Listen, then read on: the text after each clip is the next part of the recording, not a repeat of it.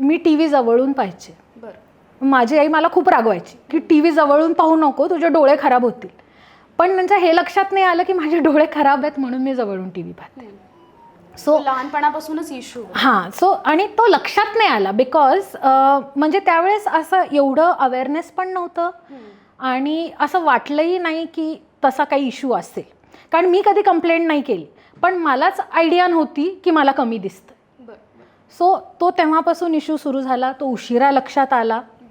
त्याच्यानंतर मग ती गोष्ट माझं व्हिज्युअल जी ॲक्युटी होती ती कमी होत गेली.